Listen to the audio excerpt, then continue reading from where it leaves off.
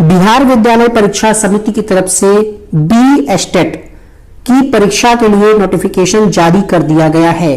अब इसमें कौन कौन से लोग आवेदन कर सकते हैं और क्यों ये परीक्षा पास करना आपके लिए जरूरी है, कितने लेवल की परीक्षा होती है, पाठ्यक्रम क्या रहेगा, पेपर ऑनलाइन होगा या ऑफलाइन, नेगेटिव मार्किंग होगी या नहीं होगी, इसको पास करने से क्या बेनिफिट है, इसके सर्टिफिकेट की वैलिडिटी क्या होगी, इत्यादि सभी जानकारी के लिए वीडियो को शुरुआत से अंत तक देखिएगा। आपकी बिल्कुल तैयारी भी यहां पर निःशुल्क कराई जाएगी। आइए शुरू करते हैं। सबसे पहले आपको जानना जरूरी होगा कि ये शिक्षक पात्रता क्या है। देखिए, उत्तर प्रदेश की अगर हम बात करें तो उत्तर प्रदेश में भी यूपी टेट पेपर 1 होता है, पेपर 2 होता है, लेकिन टीजीटी पीजीटी परीक्षाओं के लिए कोई अलग से टेट जैसी परीक्षा नहीं होती है। बिहार में क्या है, बिहार में बिहार टेट की परीक्षा नहीं होती है। जैसे UP TET paper 1, UP TET paper 2 हो गया, उसी तरीके से बिहार में बहुत पहले बिहार टेट पेपर 1 और पेपर 2 के लिए होता था, लेकिन सरकार ने फैसला लिया कि जब सीटेट की परीक्षा होती है तो हमें बिहार टेट कराने की आवश्यकता नहीं है। लेकिन ये जो एस्टेट का एग्जाम है ये कक्षा 9-10 के लिए है और 11-12 के लिए, ठीक है। इसमें 2 लेवल हैं। अगर आप पेपर 1 की तैयारी कर रहे हैं, यानी पेपर 1 में अगर आप फॉर्म फिल करते हैं तो उसका जो सर्टिफिकेट होगा वो होगा आपका टीजीटी के लिए। जिस तरीके से अपने वहां यूपी में आप बात करते हैं तो टीजीटी का फॉर्म आता है और पीजीटी का आता है, उसी तरीके से यहां पर उस परीक्षा में बैठने के लिए यानी टीजीटी और पीजीटी की परीक्षा में बैठने के लिए एक पहले क्वालिफाइंग नेचर का एग्जाम आपको देना होता है, ठीक है। अब यहां पर अगर आप कक्षा 9 से 10 के शिक्षक बनना चाहते हैं तो एस्टेट पेपर 1 आपको आवेदन करना होगा, और अगर आपने पोस्ट ग्रेजुएशन कर रखा है तो पेपर 2 यानी उच्च माध्यमिक यानी कक्षा 11-12 के अध्यापक के लिए पात्र होंगे। आइए बात करते हैं यहां पर कि क्या क्या चीजें आपको इसमें ध्यान रखनी है और कौन कौन लोग पात्र हैं। देखिए, वीडियो थोड़ा सा बड़ा होगा लेकिन आपको चीजें समझनी होंगी। इस वीडियो में आपको कंप्लीट जानकारी दे दी जाएगी और आने वाले समय में 9, 10, 11, 12 की कुछ वैकेंसी आपको देखने को मिल सकती है। उसमें आप तभी पात्र होंगे जब आपने एस्टेट की परीक्षा को क्वालिफाई किया होगा, ठीक है। यहां पर कहा जा रहा है एतद द्वारा माध्यमिक शिक्षक पात्रता परीक्षा एस्टेट 2024 में सम्मिलित होने वाले व्यक्तियों एवं सभी संबंधितों को सूचित किया जाता है कि निदेशक माध्यमिक इतना आगे ये कहा जा रहा है कि पेपर 1 और पेपर 2 के तहत आने वाले विषय के लिए माध्यमिक शिक्षक पात्रता परीक्षा एस्टेट 2024 आयोजित किया जाना है, जिसका विवरण दिया है। देखिए, आप भारत के किसी भी राज्य से हो इस फॉर्म को आप फिल कर सकते हैं, बस जो अर्हताएं हैं वो आप फुलफिल करते हो। ऑब्जेक्टिव टाइप आपका क्वेश्चन पेपर होगा, प्रत्येक प्रश्न 1 नंबर का होगा, नेगेटिव मार्किंग नहीं होगी। साथ ही साथ आपको बता दें परीक्षा ऑनलाइन होगी, ये आपको ध्यान रखना है, ठीक है। अब यहाँ पर सब्जेक्ट कॉम्बिनेशन की भी हम बात करेंगे, इसके अलावा किन किन सब्जेक्ट से आप परीक्षा दे सकते हैं। देखिए, यहाँ पर हिंदी है, उर्दू है, बांग्ला है, मैथिली है, संस्कृत है, अरबी है, फारसी है, भोजपुरी है, अंग्रेजी है, गणित है और विज्ञान और सामाजिक विज्ञान, शारीरिक शिक्षा, और थोड़ा सा आप उसको नीचे स्क्रॉल करेंगे तो संगीत विषय, ललित कला, नृत्य विषय और विशेष विद्यालय अध्यापक के लिए भी यहाँ पर बात कही जा रही है। इसके अगले पॉइंट में यहाँ पर सब्जेक्ट कॉम्बिनेशन को लेकर के भी बात कही गई है। ये कोड आपको फॉर्म फिल करते समय आवश्यकता पड़ सकती है, इसलिए विषय कोड दिए गए हैं। इससे आपका कोई विशेष संबंध नहीं है, सिर्फ विषय को इंडिकेट करने के लिए ये कोड रखे गए हैं। अब यहाँ पर शैक्षणिक अर्हता क्या होनी चाहिए। जो भी विषय है, विषय समूह में कम से कम 50% अंक सहित किसी मान्यता प्राप्त विश्वविद्यालय से स्नातक यानी आपने ग्रेजुएशन किया हो या फिर पोस्ट ग्रेजुएशन किया हो, 50% मार्क्स होने चाहिए। इसके अलावा एनसीटी से मान्यता प्राप्त संस्थान से आपने शिक्षा में बीएड कर रखा हो, ठीक है। यानी यहां से चीजें स्पष्ट हैं कि डीएलएड वाले इस फॉर्म को नहीं फिल कर सकते, ठीक है। तो आपने अगर बीएड किया है, ग्रेजुएशन किया है, पोस्ट ग्रेजुएशन किया है तो आप इसके लिए पात्र होंगे। आगे यहाँ पर अथवा में ऑप्शन दिया है, उसको भी आप रीड कर सकते हैं। इसके अलावा राष्ट्रीय अध्यापक शिक्षा परिषद से मान्यता प्राप्त किसी भी संस्थान से विनिर्दिष्ट विषय समूह में BA एड, BSc एड कि 4 वर्ष, अगर 4 वर्ष का आपने उपाधि ले रखी है तब भी आप फॉर्म फिल कर सकते हैं। शारीरिक शिक्षा को भी आप यहां पर देख लीजिएगा। इसके अलावा हम बात करेंगे सब्जेक्ट कॉम्बिनेशन को लेकर के। इसके अलावा अगर आपका कोई भी यहां पर सब्जेक्ट है, संगीत से, ललित कला से है, तो आप इसका स्क्रीनशॉट ले लीजिएगा और इसको रीड कर लीजिएगा। ऑफिशियल वेबसाइट से आप इस नोटिफिकेशन को भी डाउनलोड कर सकते हैं। बात करते हैं सब्जेक्ट कॉम्बिनेशन को लेकर के। देखिए, गणित से कौन कौन से लोग यहां पर फॉर्म फिल कर सकते हैं? जिन्होंने ग्रेजुएशन पर गणित के साथ भौतिकी, फिजिक्स भी ले रखा हो, या फिर इलेक्ट्रॉनिक्स हो, या फिर कंप्यूटर साइंस हो, या फिर केमिस्ट्री हो, या फिर सांख्यिकी विषय, इन दोनों इतने जो विषय दिए गए हैं उनमें से कोई 2 विषय स्नातक स्तर पर पठित हो, अथवा इंजीनियरिंग से स्नातक गणित जिसमें गणित की विशेषता हो। यानी गणित जरूरी है और गणित के साथ ये जो विषय दिए गए हैं इनमें से कोई 2 विषय स्नातक स्तर पर पढ़े हो आपने। विज्ञान की अगर हम बात करें तो स्नातक स्तर पर जंतु प्राणी यानी प्राणी विज्ञान, वनस्पति विज्ञान एवं रसायन शास्त्र विषय में पठित हो, अथवा इंजीनियरिंग से स्नातक उसमें विज्ञान की विशेषता हो। ठीक है, इसके अंतर्गत बायोटेक्नोलॉजी और माइक्रोबायोलॉजी को भी इसमें समाहित किया जाता है। सोशल साइंस की अगर हम बात करें, इसका सब्जेक्ट कॉम्बिनेशन क्या है? स्नातक स्तर पर सहायक विषय, प्रतिष्ठा विषय के अंतर्गत इतिहास, भूगोल, अर्थशास्त्र, नागरिक शास्त्र, या हम कहें राजनीति शास्त्र, इसमें से कोई 2 विषय आपने उत्तीर्ण किया हो। इनमें से कोई 2 विषय, लेकिन एक अनिवार्यता है कि इतिहास और भूगोल में से कोई एक होना चाहिए। यानी ग्रेजुएशन में आपके पास इतिहास या भूगोल नहीं है, अगर समझिएगा, अगर इतिहास या भूगोल नहीं है तो आप सोशल साइंस से फॉर्म नहीं फिल कर सकते। मान लिया किसी के पास हिंदी है, समाजशास्त्र है और राजनीति शास्त्र है, तो वो इसके लिए आवेदन नहीं कर पाएगा। इतिहास या भूगोल एक जरूरी है और उसके अलावा एक इनमें से कोई हो। ठीक है, जैसे आपके पास इतिहास है और अर्थशास्त्र है, तो इतिहास अर्थशास्त्र से आपका सब्जेक्ट कॉम्बिनेशन बन जाएगा, या भूगोल है और इतिहास है तो इससे भी बन जाएगा। ठीक है, भाषा से संबंधित बात कही जा रही है। माध्यमिक विद्यालय के अध्यापक पद हेतु भाषा से संबंधित विषयों में स्नातक स्तर पर प्रतिष्ठा आनुषंगिक यानी सब्सिडियरी विषय के रूप में पठित होना अनिवार्य है, तो ये भाषा की रहता है। स्पष्टीकरण ये कहा जा रहा है कि अन्य कोई भी विवाद होगा तो एनसीटी का निर्णय सर्वमान्य होगा। आगे हम बात करें पेपर 2 यानी पीजीटी के लिए। उच्च माध्यमिक कक्षा 11-12 के लिए अगर आप अध्यापक बनना चाहते हैं तो कुछ इस तरीके से विषय दिए गए हैं।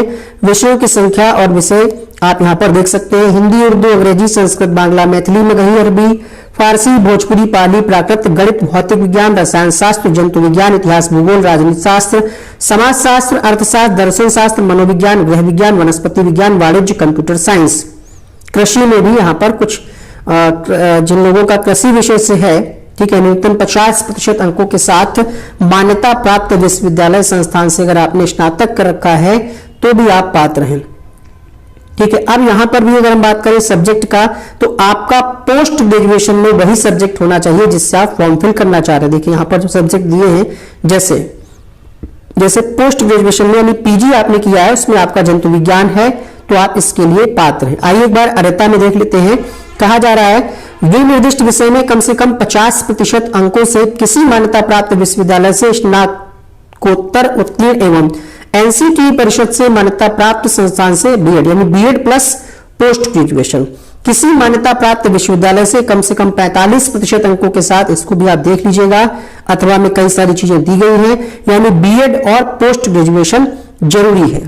ठीक है, अब हम बात करेंगे यहाँ पर अन्य चीजों की, क्वालिफाइंग क्या रहेगा और इसका जो सर्टिफिकेट मिलेगा उसकी वैधता लाइफ टाइम रहेगी।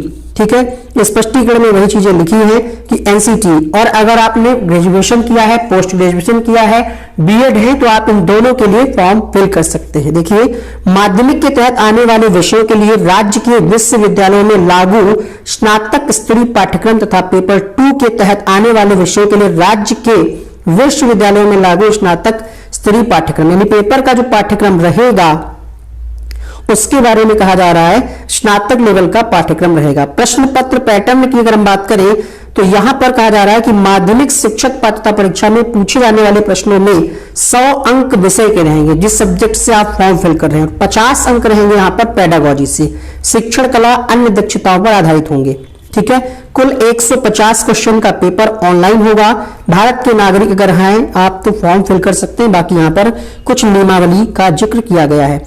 आगे कहा जा रहा है माध्यमिक शिक्षक पात्रता एस्टेट 2024 में अनुसूचित जाति, अनुसूचित जनजाति, अत्यंत पिछड़ा वर्ग एवं दिव्यांग के अभ्यर्थी को शैक्षणिक एवं प्रशैक्षणिक योग्यता के न्यूनतम निर्धारित अर्हतांक में 5% की छूट दी जाएगी। और हाँ, पेपर ऑनलाइन होगा तो नॉर्मलाइजेशन की प्रक्रिया भी होगी। अब नॉर्मलाइजेशन क्या होता है, इसको लेकर के भी हम बात करेंगे। एज की यहां पर बात करें तो अनारक्षित अगर आप अदर स्टेट से हैं तो यहां पर 37 वर्ष अधिकतम आयु सीमा होनी चाहिए। अनारक्षित महिला के लिए 40 वर्ष, पिछड़ा वर्ग पुरुष या महिला के लिए 40 और यहां पर अनुसूचित जाति और अनुसूचित जनजाति के लिए 42 वर्ष है। अधिकतम आयु सीमा 1/8/2024 से काउंट की जाएगी। ठीक है। उत्तीर्णांक की अगर हम बात करें तो यहां पर सामान्य वर्ग के लिए 50% अंक जरूरी है, यानी 150 क्वेश्चन का पेपर होगा। 50% अगर आप मार्क्स लाते हैं नॉर्मलाइजेशन के बाद तो आप इसमें क्वालिफाई माने जाएंगे।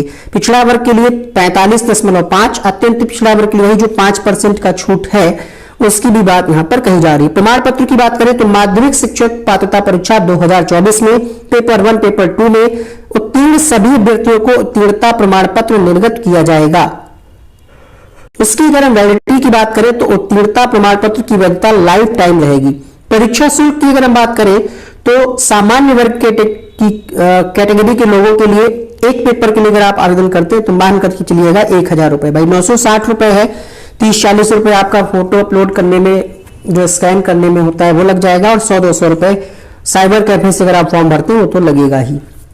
दोनों के लिए अगर आप पाते हैं तो 1440 रुपए एक साथ पेमेंट आपको करना होगा। वही अनुसूचित जाति और अनुसूचित जनजाति के लिए यहाँ पर डिस्काउंट है 760 रुपए और यहाँ पर 1140 रुपए। देखिए नॉर्मलाइजेशन का यहाँ पर एग्जाम्पल भी दिया गया है। कहा जा रहा है सीबीटी विधि से आयोजित की जाने वाली प्रतियोगिता परीक्षाएं जिनमें अभ्यर्थियों की संख्या अपेक्षाकृत ज्यादा होती है का आयोजन एक से अधिक पालियों में डेट में किया जाता है। ऐसी परीक्षाओं में सामान्यतः अलग अलग पालियों में प्रश्न पत्रों के अलग अलग कठिनाई स्तर होने के कारण इन परीक्षाओं का परीक्षाफल तैयार करने के पूर्व नॉर्मलाइजेशन की विधि अपनाई जाती है ताकि किसी विशेष पाली के अभ्यर्थी को कोई लाभ या हानि ना हो। इसलिए इस परीक्षा में नॉर्मलाइजेशन विधि अपनाकर परीक्षाफल प्रकाशित किया जाएगा। इसका क्या प्रभाव पड़ेगा, एग्जाम्पल यहाँ पर दिया गया है। देखिए क्या कहा जा रहा है, उदाहरण से समझिए। किसी सामान्य श्रेणी के अभ्यर्थी 150 अंकों की परीक्षा में जो उनका रॉ स्कोर है वो 76 है, लेकिन इत्तेफाक की बात कि नॉर्मलाइजेशन की प्रक्रिया के बाद उसका स्कोर 74.90 रह जाता है तो वो फिर पास नहीं होगा। यानी उसका एक्चुअल स्कोर तो था 76, ठीक है, यहां पर आपका लक है, समझ लीजिए आपका एक्चुअल स्कोर 76 था, लेकिन नॉर्मलाइजेशन की प्रक्रिया के पश्चात आपका स्कोर पॉइंट से रुक गया तो आप डिस्क्वालीफाई इसके लिए हो जाएंगे। यद्यपि की परीक्षा में गलत उत्तर है तो नेगेटिव मार्किंग का प्रावधान नहीं है, किंतु नॉर्मलाइजेशन की प्रक्रिया में अपेक्षाकृत अधिक प्रश्नों के गलत उत्तर दिए जाने की स्थिति में नॉर्मलाइजेशन स्कोर में ऋणात्मक प्रभाव आ सकता है। मतलब अगर आप ज्यादा संख्या में गलत उत्तर करेंगे तो इसका प्रभाव भी देखने को मिल सकता है। प्रवेश परीक्षा की जो अवधि रहेगी वो 150 मिनट यानी 2.5 घंटे की रहेगी। शुल्क जमा करने की तारीख 14 तारीख से 14 दिसंबर से फॉर्म शुरू होंगे। कितने बजे से? 4:30 बजे से फॉर्म का जो लिंक है एक्टिवेट हो जाएगा। 2 जनवरी 2024 तक फॉर्म स्वीकार किए जाएंगे। परीक्षा आवेदन पत्र भरने की विधि यहां पर बताई जा रही है। ये वेबसाइट है, इस पर आपको क्लिक करना होगा, लिंक खुलेगा जिस पर आपको ऑनलाइन आवेदन करना होगा। आपके पास आपका email ID, mobile number activate हो, ओटीपी वेरिफिकेशन हो सकता है। इस ईमेल आईडी, मोबाइल नंबर को सिलेक्शन तक यानी परीक्षा होने तक, परीक्षा फल प्रकाशित होने तक आपको सुरक्षित रखना होगा। कितने स्टेप में फॉर्म होगा? तो सबसे पहले आपको लॉगिन करना होगा, पंजीकरण करना होगा, फिर फॉर्म भरना होगा, भुगतान करना होगा और डॉक्यूमेंट अपलोड होगा।